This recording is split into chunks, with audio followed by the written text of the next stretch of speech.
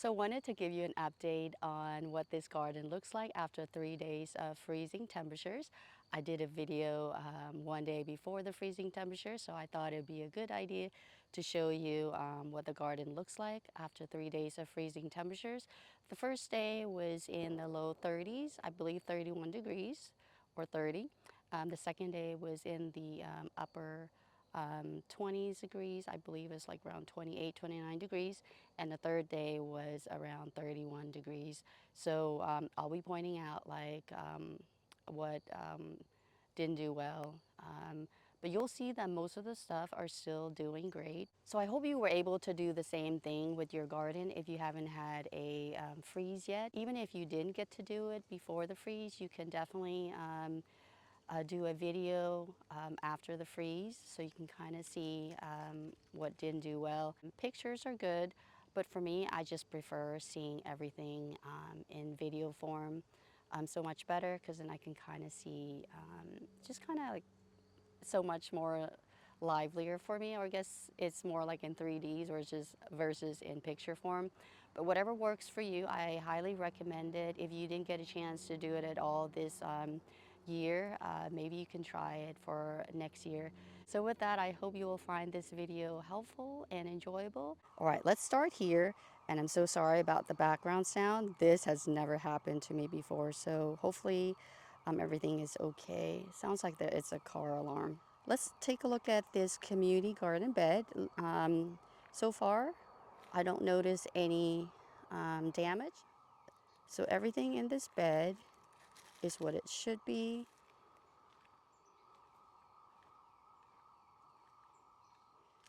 This is the native azalea. It's still doing good. I just transplanted that, and I just planted that one as well, the tardiva. That one is doing good too.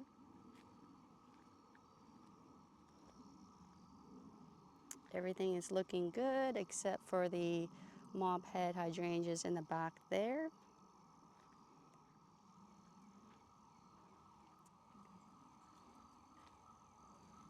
Ground cover is doing good.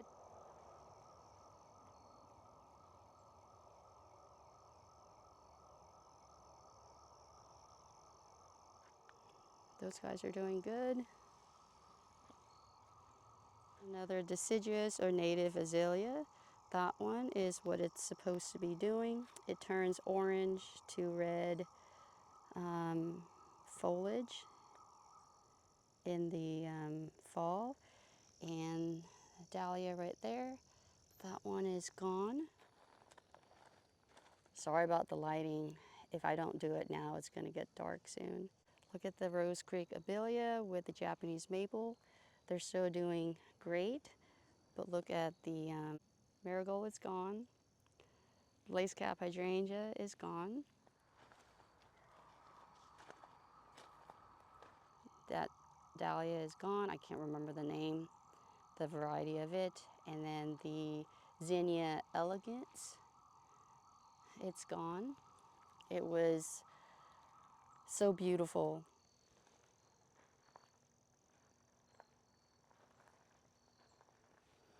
My beautiful coleus is gone, but look at that Calibrachoa, still going strong.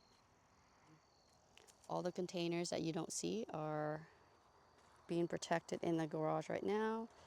Mint, some of it got damaged. All right, the only thing that's here is the evergreen clematis. Let's look at the courtyard garden area. Everything is still looking pretty good. And you can see coleus is gone. And then the fern, that fern is pretty much not doing good as well. All right, coleus all gone. All right, let's walk in here. Let's look at this side first. This used to be my shade garden, but no more because we lost our tree. Costas are doing okay. They got some damage there. The fern took a hit. Look at this ground cover. I forgot what it's called, but it is doing awesome. Autumn fern took a hit, and look at that hossa, it's still doing really good. Now we're just coming over to the opposite side.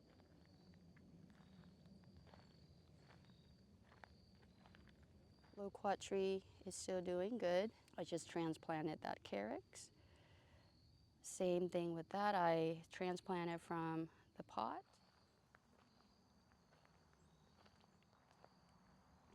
Edgeworthia, not doing as well. Fern is gone. Dahlia is gone. All right, let's move on forward.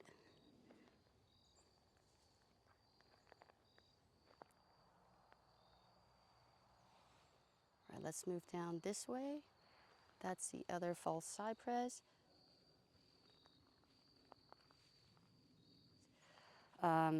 Gardenias.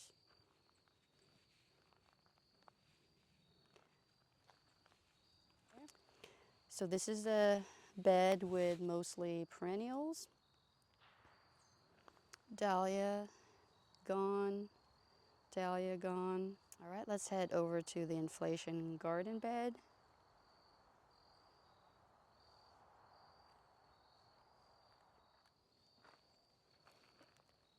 I can't believe that white salvia, it's still doing really good. Another view of the Japanese maple from here. It just looks so beautiful. All right, let's head over to the hillside garden. Let's start off on this side. I transplanted that encore azalea from there, and then I transplanted a couple more from different spots. I think one around there and then one up there. So it definitely opened up this space right here, and I think I like it better. And that Laura petalum used to be here.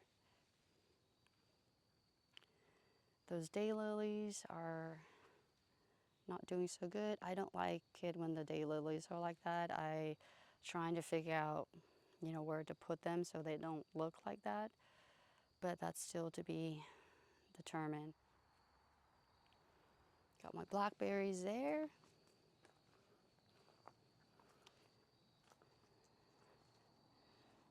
I'm gonna make a fencing area right there next year for it. Last video I mentioned that this is still to be determined. I'm not sure what I'm gonna put here. I think I have an idea. This area, yes, it's kind of weedy, but everything is doing good still. Bearded iris is gone. I wanted to show you something. So after the first day of freezing temperature, my basil was still doing great. It still had green leaves. I mean, it was doing really great. And hindsight, I should have covered it. There's one right there and one right there. So after the second day of freezing temperature, they were gone. So unfortunately, I won't have my basil anymore for this season. That's the other coreopsis right there. That one is gone.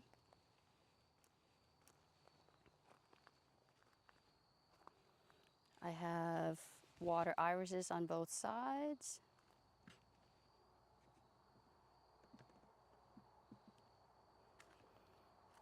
Everything is doing like they should over here.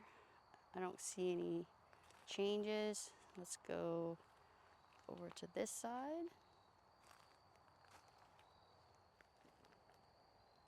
Everything in this bed looks pretty good, except maybe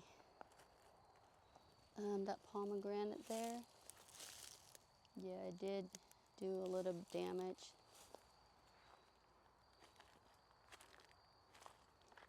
Encore azalea, they're still doing pretty good. Japanese magnolia, it's gonna be gone soon. but not doing too bad. All right, let's head over to the woodland area. Japanese maple still doing good. The last video, I don't think I mentioned or showed you, but I have some autumn ferns there. Interestingly enough, in the front, they got zapped, except these guys, and I think they are protected by these trees. Everville Carex, I transplanted those. Actually, I divided them, and they're doing pretty good. Still doing good on this side too. Japanese magnolia. Last time, I don't think I showed you the rhododendrons. 1, 2, 3, 4. Another fairy blush. I believe it's called fairy blush. Japanese magnolia. The other Edgeworthia, same as the front. Another one of the Chinese snowball viburnum, still doing like it was. Another Japanese magnolia, that one was like that. That was where I planted the gloquat tree initially. All right, that is the garlic bed on that side. We'll go this way this time. Arbor garden here. Everything looks the same. I don't think there's any change here. Maybe these liatris. I'm not sure, I'll have to look back at the video. I cannot tell. What I can tell is that my marigold pretty much is gone. It was so beautiful too.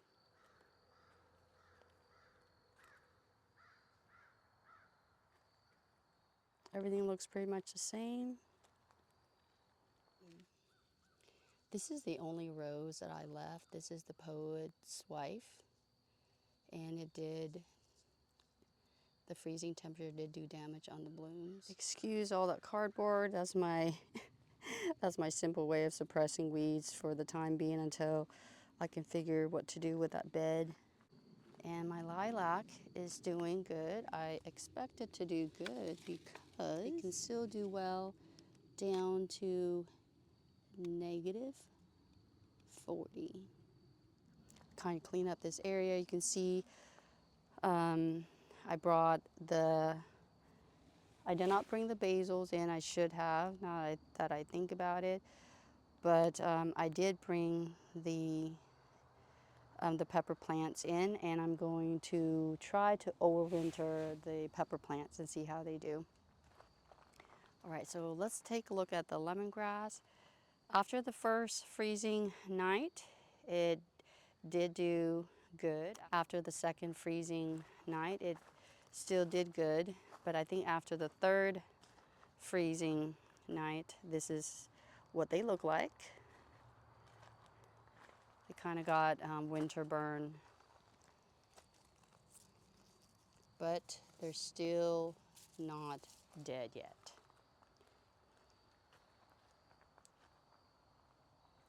Sweet potato, gone. Okay, look at this clematis.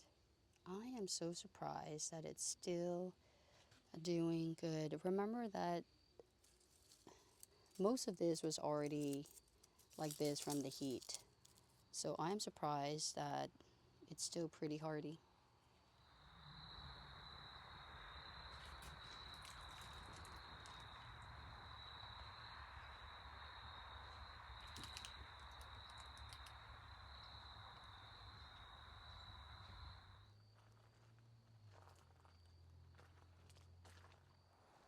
All right, I think that is it. Thank you so much for coming along with me on this garden walk.